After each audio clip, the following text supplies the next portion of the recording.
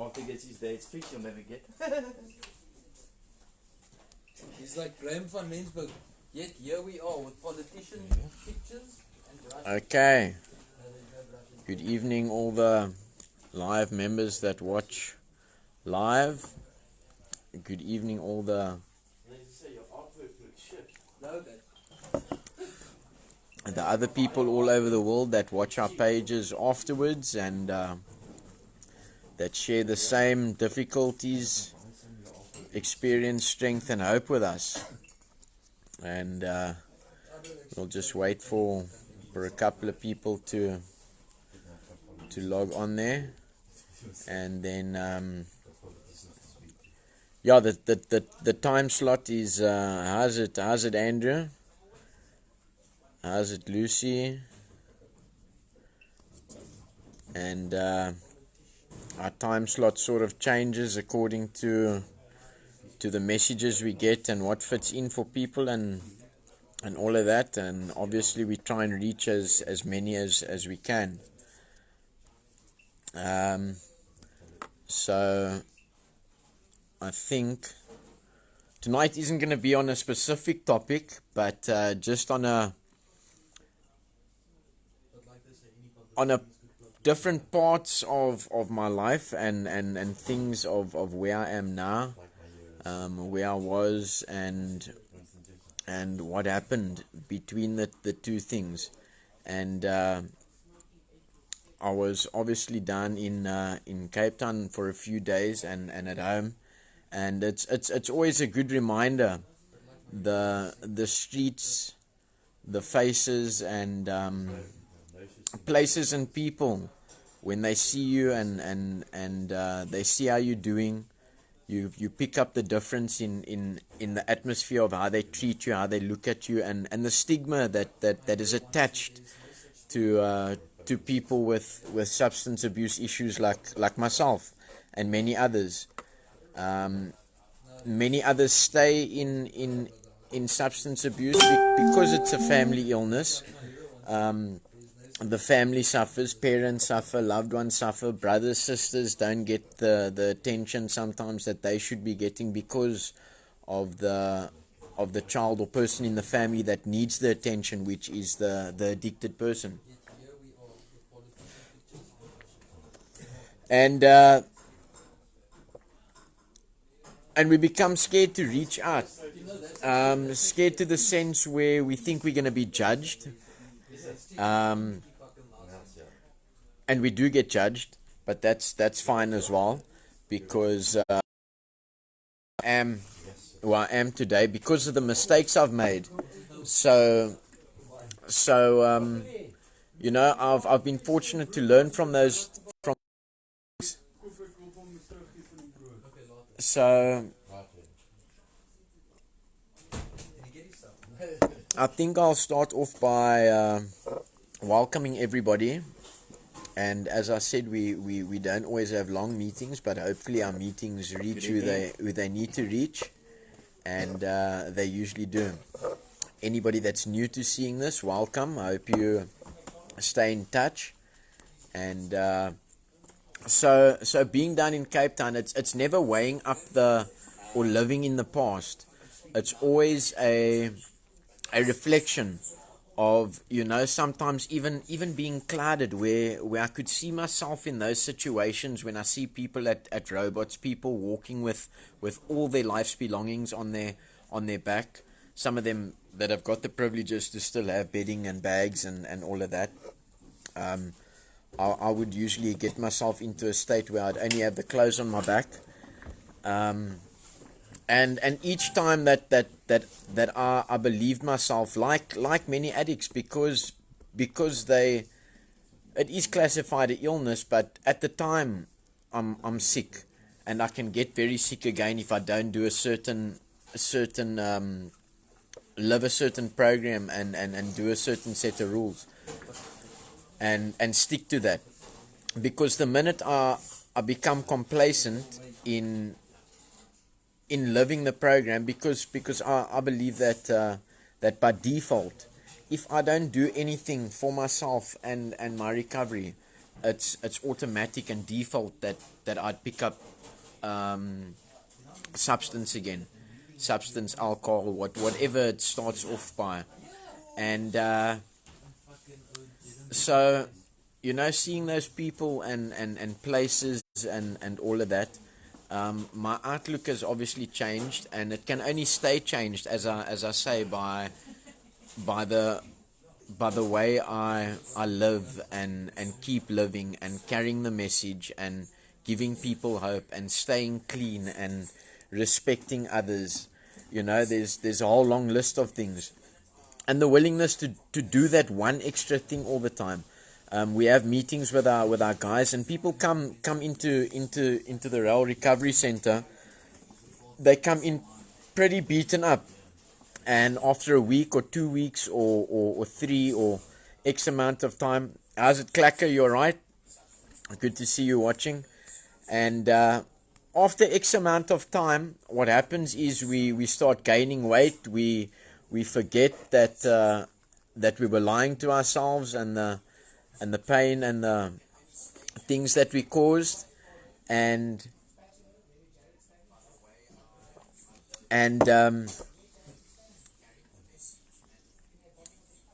what happens is we think that we healed because of the way that we look outside. And that has happened to me so many times because of the nature of what I suffer with. I've left rehabilitation centers before where you could probably take a lie detector test, because I really believe myself the story that I'm busy telling you, or telling myself that I would never touch drugs again, never use, and that is what happens with the illness and addicted people at home.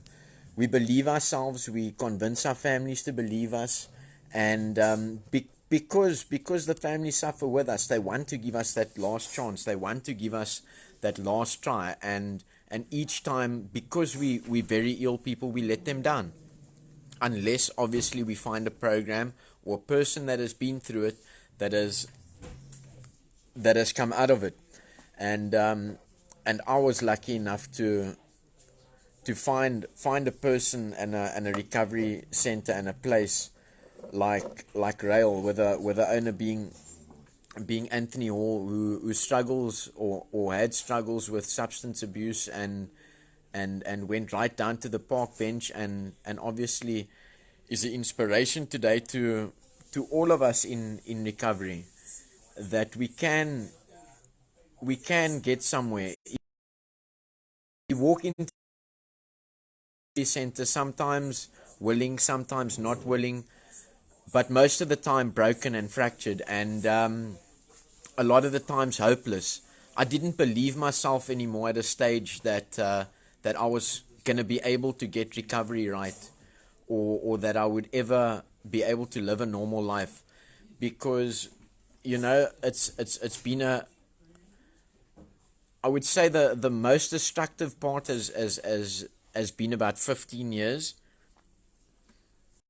and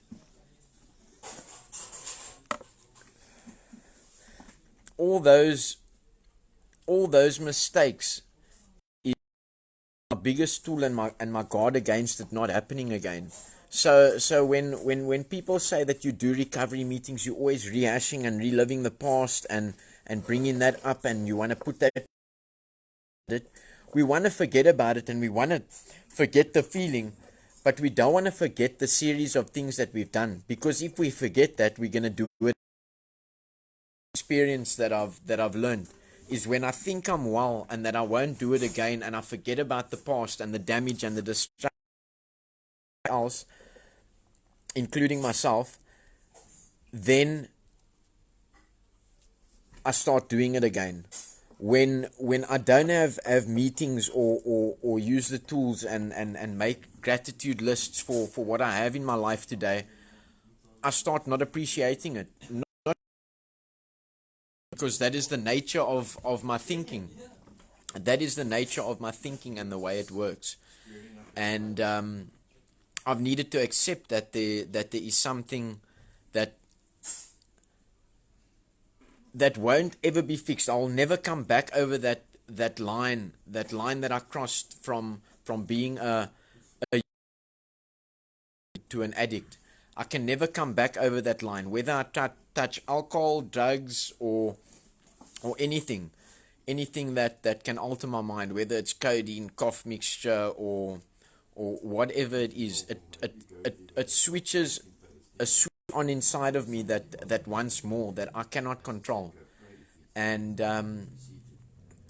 you know, it's happened over and over. And many an addict, we lose connection with the world. We go into isolation place. People judge us and think that we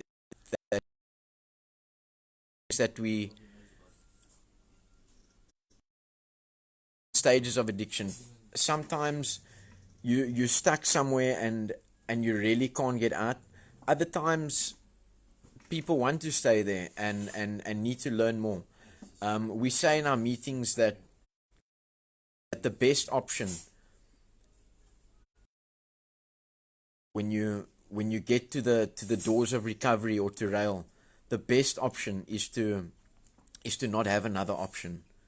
Because of my sick mind, I can find a loophole in another option or justification to believe myself that can work for me. And it happens the same with people who gamble, people who porn compulsively, or you know, those are all the different addictions that we deal with. Gaming, the gaming addictions are on the rise, and it's causing destruction, because the addiction that makes your life unmanageable. So if you gaming the whole night and you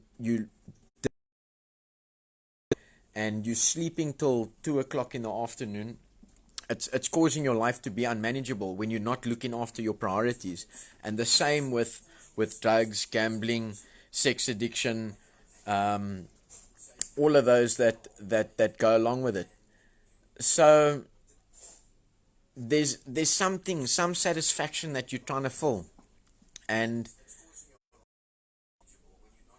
when you walk the road to recovery, it's like going up an escalator that's continuously moving down, and you need to constructively be willing to take those steps all the time. And we always weigh it up according to, you know, what did I do for mind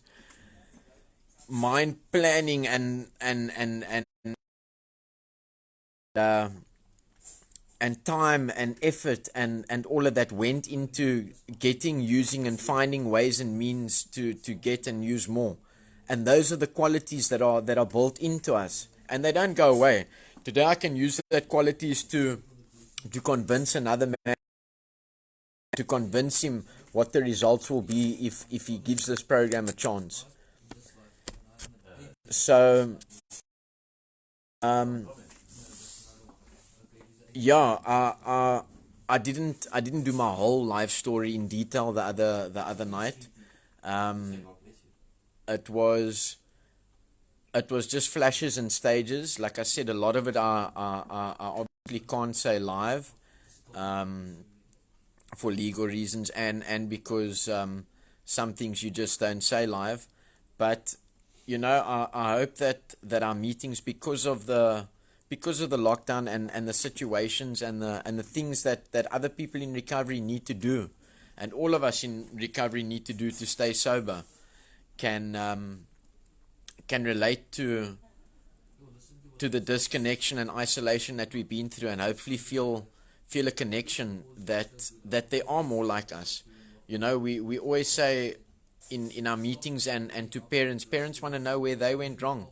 There's such a stigma attached to addiction that two neighbors would both have addicted children, and they wouldn't relate or identify with each other about it, because pride stands in the way. And they say in the sharing process there's healing, and that's why we encourage people to talk about it, because it's become the norm that everybody's on something nowadays, whether it's prescription medication like we say, or whether it's teenagers in school drinking codeine. And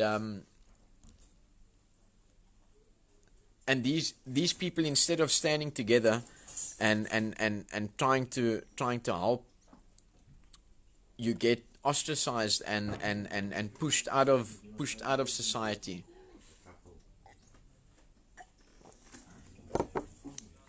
Where you think that your situation is worse than the next person's, but in actual fact it's happening all around us. So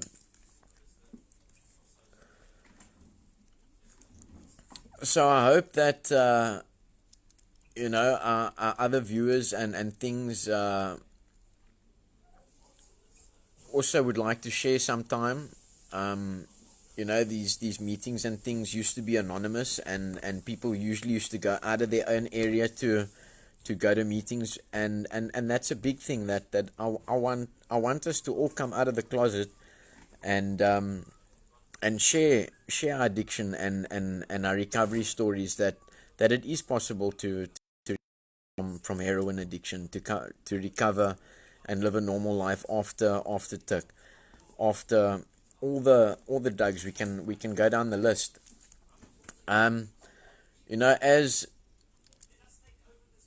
As my recovery is progressing, and as I actively keep taking the steps with a strict and hard sponsor that I don't always like, who is Mr. Hall. What I love the most, though, is that he will never lie to me, and he'll tell me the truth about where I'm headed when I want to make certain decisions. And what I believe has saved my life on my part is my honesty. Instead of wanting to do things my way behind his back or behind the back door, I've always went to him and asked him, listen, I want to do this and that. What do you think of that idea? And he will tell me, either you're insane,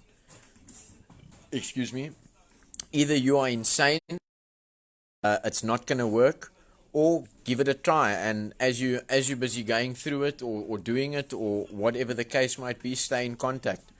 And when I first walked into the recovery rooms of people gathering,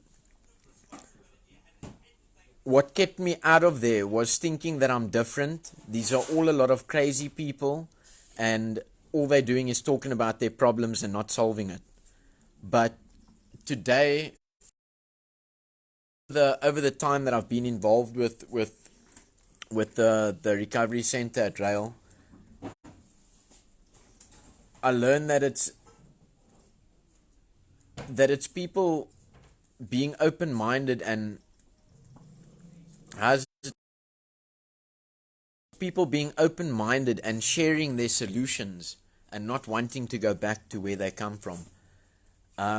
Today, as strange and funny as what it sounds like, we actually seen it on a recovery movie, is that today we speak about the things that people think, and we're able to share it and laugh with each other and have a good time, and that is what keeps me coming back here, is the satisfaction out of what I get when you see a broken person come through the doors. You see a broken family sit around the table and have an intervention, and months later you see that family reunited. You see, the other thing is that you see kids being reunited with their dads, because it is an all-male center. You see kids being reunited with their dads. You see dads reunited with their kids, because addiction doesn't have an age that it targets. And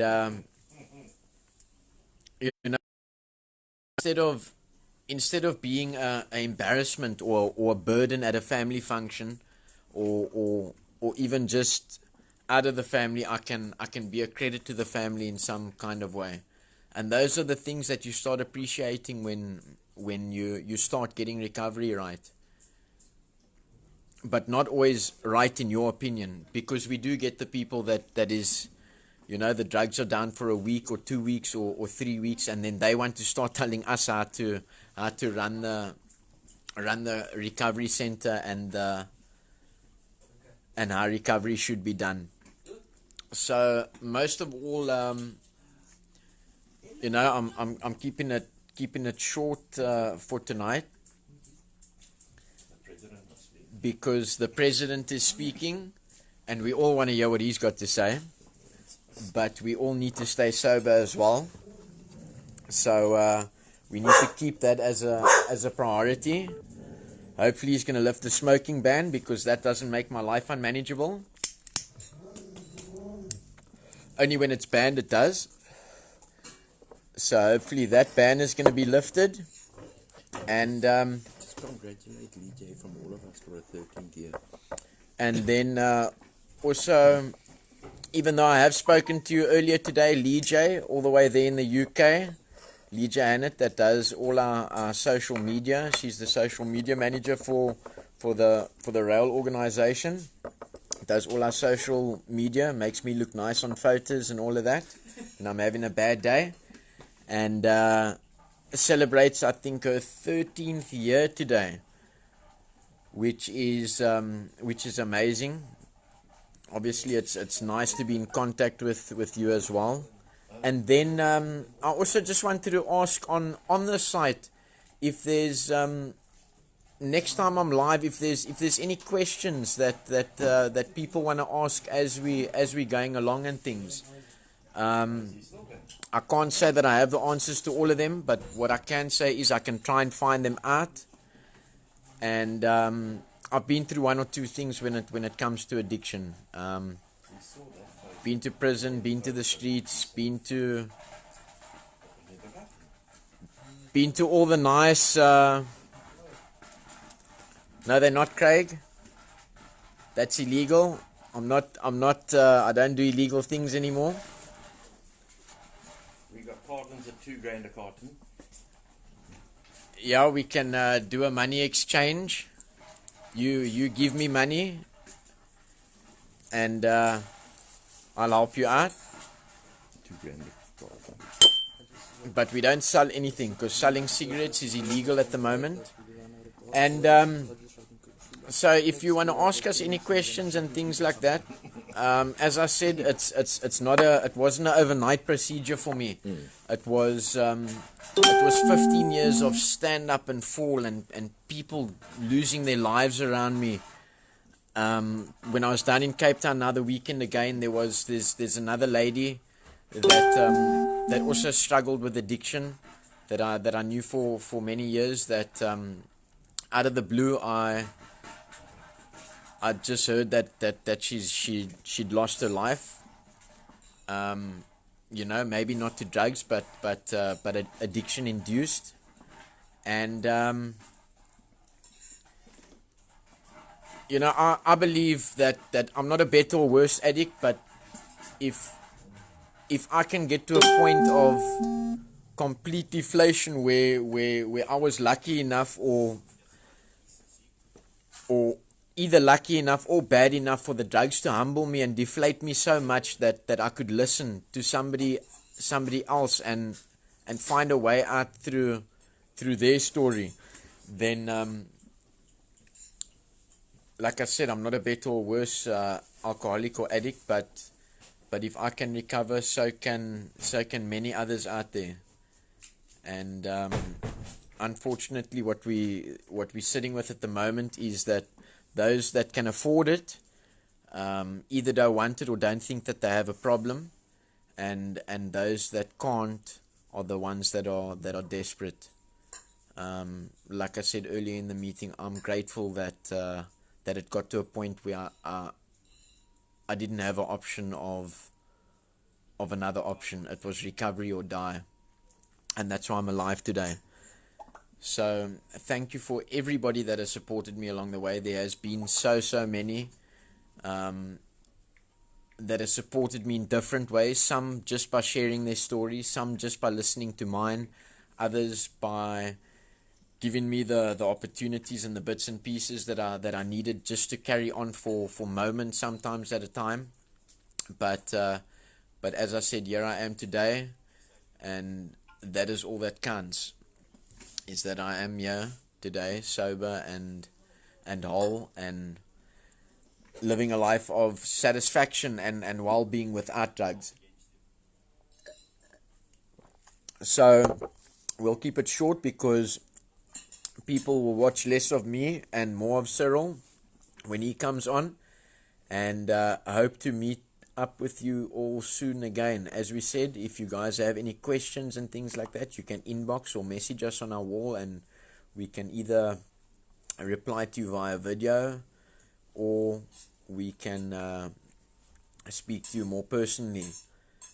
But the last big thank you will obviously be to Mr. Hall, to Mr. Anthony Hall, for not giving me up on me when most others did.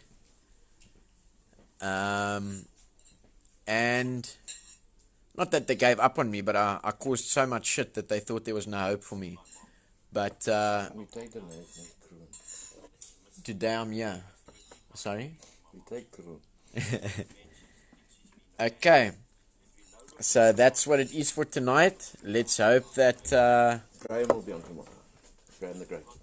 Graham the Great will share his story and message tomorrow. He's coming up 5 years sober from 5 years sober from the streets of Lansdowne, Hanover Park, and the rest, who is now qualified panel beater, and like I said, coming up 5 years sober, and whose life has inspired mine completely as well.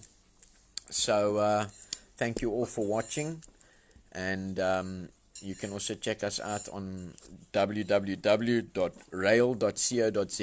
RAEL, that's how you spell rail. Thank you all. Love you all lots, and addiction recovery is possible. Okay. Graham, one big comment. So 3,000. I just got to keep doing that sparingly. And we'll see you all tomorrow evening. Thank you. Graham the Great will be on. All right.